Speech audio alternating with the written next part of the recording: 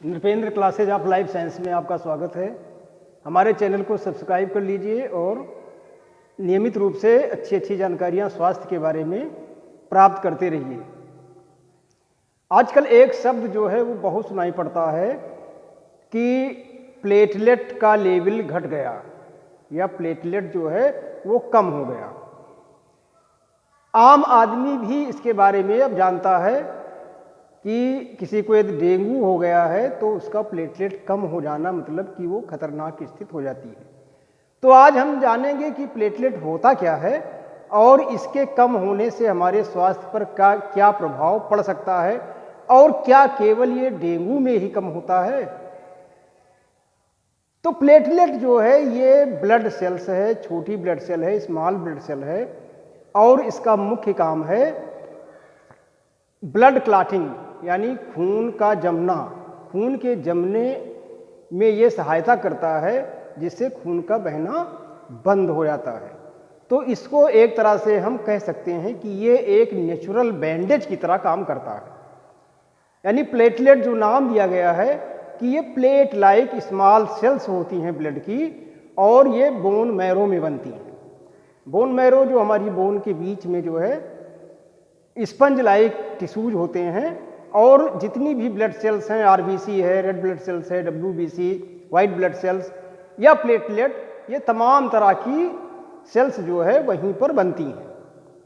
तो प्लेटलेट का मुख्य काम है ये ब्लड के कंपोनेंट जो और अदर कोआगुलेटिंग फैक्टर हैं उनके साथ इंटरेक्ट करके और वहाँ पर खून के बहने को रोक देना। एक नेटवर्क बना लेते हैं। प्लेटलेट सेल्स जो है आपस में एग्रीगेट हो जाती हैं और एक नेटवर्क की तरह स्ट्रक्चर बन जाता है जिससे जो है वो ब्लड का बहना बंद हो जाता है। तो किसी भी कारण से, जैसे आम आदमी अब यही जानता है कि डेंगू में होता है, जबकि डेंगू एक कारण है प्लेटलेट का। प्लेटलेट कम होने के बहुत से कारण हैं, उसमें से डेंगू भी एक है। तो प्लेटलेट यदि कम हो जाता है शरीर में तो खून का बहना वो जारी रहता है, यानी खून के जमने की प्रक्रिया जो है धीमी हो जाती है और खून काफ़ी देर तक बह सकता है। इसके अलावा कुछ आर्गन से जो है इंटरनल ब्लीडिंग होने लगती है। सबसे पहले जैसे मसूड़े में ब्लीडिंग का और भी बहुत कारण हो सकता है, लेकिन प्लेटलेट काउंट कम है तो वो भी एक कारण होता है। तो जैसा कि हमने बताया कि प्लेटलेट जो है ये ब्लड सेल्स है और अस्थमज्जा यानी बोन मैरो में बनती है और खून के जमने को रोकती है। नॉर्मली देखा जाए तो प्लेटलेट का कम होना एक बीमारी का नाम होता है और उस बीमारी का नाम है थ्रोम्बोसाइटोपिनिया। थ्रोम्बोसाइटोपिनिया इसलिए इसको कहते हैं क्योंकि प्लेटलेट का एक और साइंटिफिक नाम है जिसको हम कहते हैं थ्रोम्बोसाइट्स।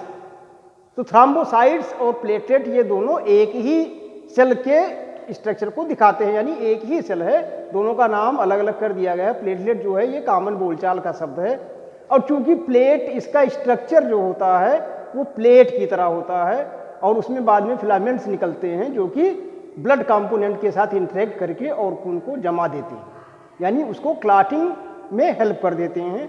तो इसलिए जो है इसका नाम ही कर दिया गया है प्लेटलेट्स।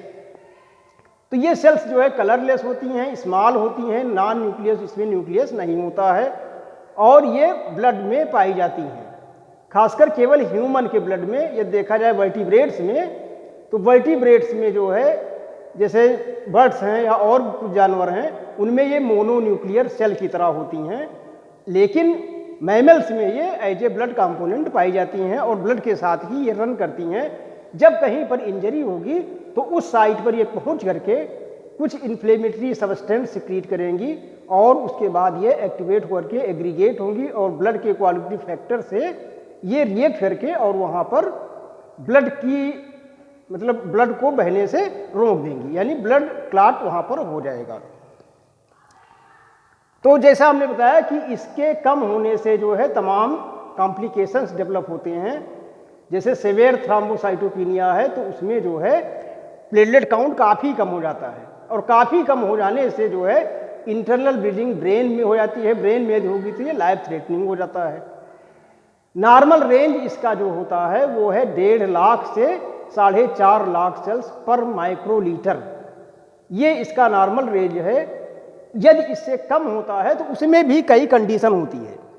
नॉर्मल रेंज जैसे हमने बताया 1.5 लाख से 4.5 लाख सेल्स पर माइक्रोलीटर, लेकिन इसके बाद यदि ये कम होंगी तो उसमें जैसे माइल्ड है तो माइल्ड में ये 1 लाख से 1,40,000 सेल्स रह जाएंगी, लेकिन इससे कोई बहुत बड़ा सिम्टम्स नहीं दिखेगा और ब्लीडिंग भी, इंटरनल ब्लीडिंग भी होने के चांसेस कम ही रहेंगे। मॉडरेट में 51,000 से 1 लाख सेल्स रहती हैं, इसमें भी बहुत ही माइल्ड सिम्टम्स दिखेगा, लेकिन यदि इससे कम होता है तब जो है प्लेटलेट ट्रांसफ्यूजन की नौबत आ सकती है और ये खतरनाक स्थिति हो सकती है जिसमें इसका काउंट 21,000 से और 51,000 के बीच में रहता है। तो ये जो है ये सेवेयर थ्रोम्बोसाइटोपिनिया है, यानी इसमें प्लेटलेट का ये लेवल बहुत कम माना जाएगा और इसमें इंटरनल ब्लीडिंग हो सकती है और वो कहीं ना कहीं आपको दिख सकती है आपके यूरिन में, आपके स्टूल में, आपके स्किन पर। तो कुछ ऐसे सिम्टम्स रहेंगे जो आपको दिखने लगेंगे। जैसे सिम्टम्स हमने दिखाया, यदि सेवियर कंडीशन है तो bleeding gums, blood in urine, blood vomit यानी खून की उल्टी भी हो सकती है और red spot on the skin. तो रेड स्पॉट जो है वो ब्लड वेसल्स से जो है ब्लड सिक्रीट होने लगता है, तो वो रेड स्पॉट स्किन के नीचे दिखने लगता है। तो ये सिम्टम्स जो है ये सेवियर थ्रोम्बोसाइटोपिनिया के हैं, जब आपका प्लेटलेट 50,000 काउंट में नीचे आ जाएगा। अब इसके कारण जैसे आम आदमी अब जानता है कि डेंगू हो गया तो प्लेटलेट कम होना ये खतरनाक स्थिति होती है, लेकिन ये एक बहुत छोटा कारण है। प्लेटलेट कम होने के कई कारण हैं। सबसे बड़ा कारण है बोन मैरो। बोन मैरो में यदि कोई समस्या है, यानी बोन मैरो यदि अधिक मात्रा में प्लेटलेट नहीं बनाता है, तो कब नहीं बनाएगा? वो तब नहीं बनाएगा जब कोई व्यक्ति कैंसर से पीड़ित हो, जिसमें ब्लड कैंसर या ल्यूकेमिया की कंडीशन में जो है प्लेटलेट बनना कम हो जाता है। किसी भी तरह के ब्लड कंडीशन में या बोन मैरो की किसी तरह के डिफेक्ट में सारी सेल्स कम हो जाती हैं, सारी सेल्स का बनना कम हो जाता है और उसमें प्लेटलेट भी शामिल है। तो इसके बाद जो है दूसरा है वो है ऑटो इम्यून कंडीशन हो सकती है। जैसे ऑटो इम्यून डिजीज हमने बताया कि एंटीबॉडीज जो होती हैं वो बनती हैं किसी इन्फेक्शस एजेंट या कोई एंटीजन जो फॉरेन पार्टिकल्स होता है उसके अगेंस्ट हमारे शरीर में बन जाती हैं। कभी कभी क्या होता है वही एंटीबॉडीज हमारे खुद के सेल्स को नुकसान पहुंचाने लगती हैं, तो उस कंडीशन को हम ऑटो इम्यून डिजीज कहते हैं और उसमें हमारी ब्लड सेल्स जो है खुद ही एंटीबॉडी द्वारा डिस्ट्रॉय होने लगती है, तब ये कंडीशन डेवलप हो सकती है जिसको हम कहते हैं थ्रोम्बोसाइटोपिनिया, यानी प्लेटलेट का काउंट तब भी कम हो सकता है।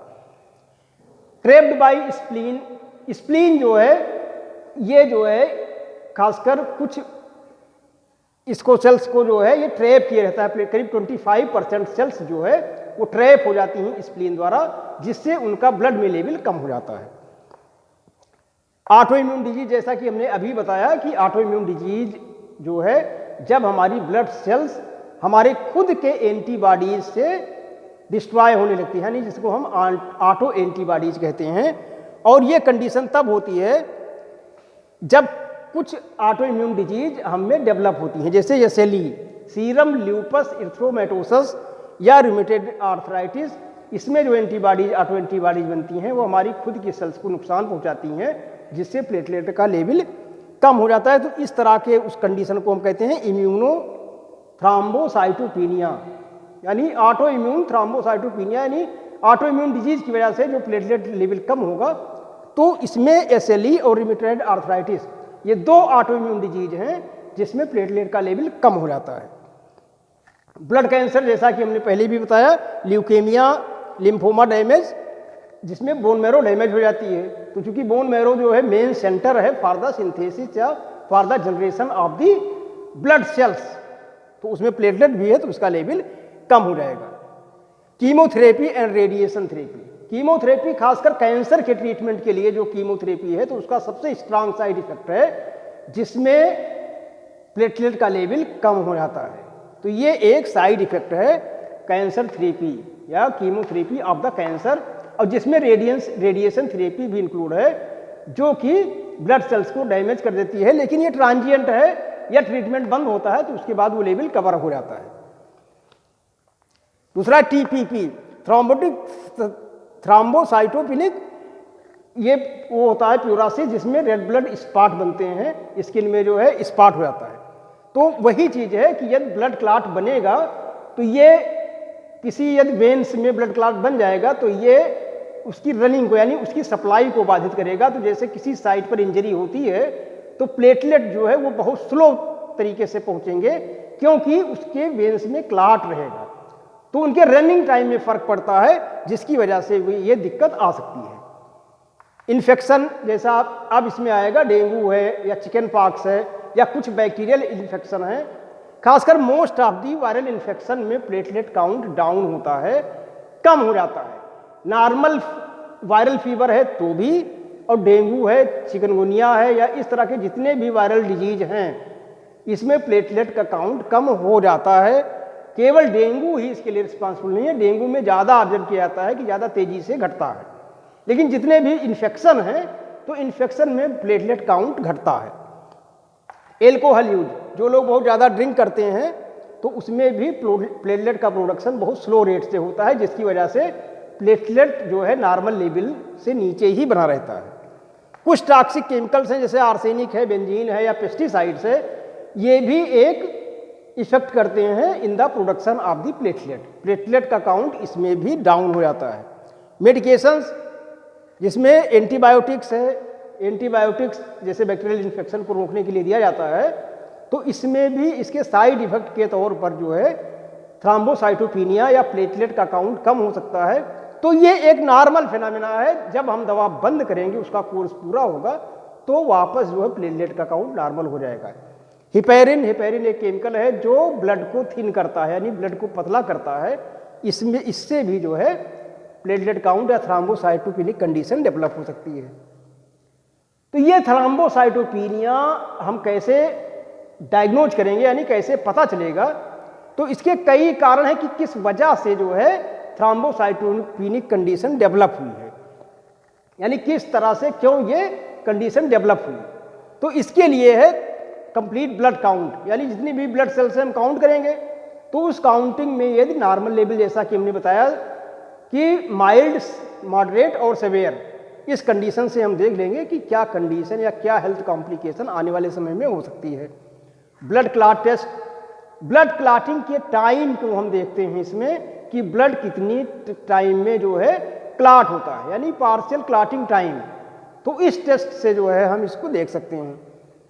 बोन मैरो बायोप्सी, यदि प्लेटलेट के प्रोडक्शन में दिक्कत है तब बोन मैरो की बायोप्सी की जाती है और उससे पता लगाया जाता है कि ये बोन मैरो कैंसर या damaging of the bone marrow की वजह से प्लेटलेट प्रोडक्शन यदि डाउन हुआ है तो यहाँ से पता चलेगा। ट्रीटमेंट इसका जो है हम कर सकते हैं उसके सिम्टम्स की किसकी वजह से हुआ है। जब तक वजह नहीं जानेंगे तब तक सिम्टम्स या तब तक इसका इलाज संभव नहीं है।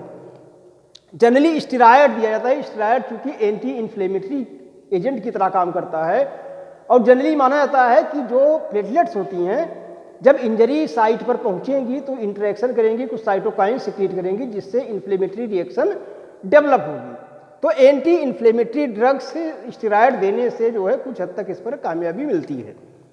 ब्लड ट्रांसफ्यूजन ये सबसे इफेक्टिव मेथड है प्लेटलेट काउंट को बढ़ाने का, जिसमें प्लेटलेट जो है वो इंजेक्शन या इंजेक्टेबल प्लेटलेट जो है वो चढ़ाई जाती है यानी दी जाती है पेशेंट को, जिससे उसका लेवल बढ़ जाता है।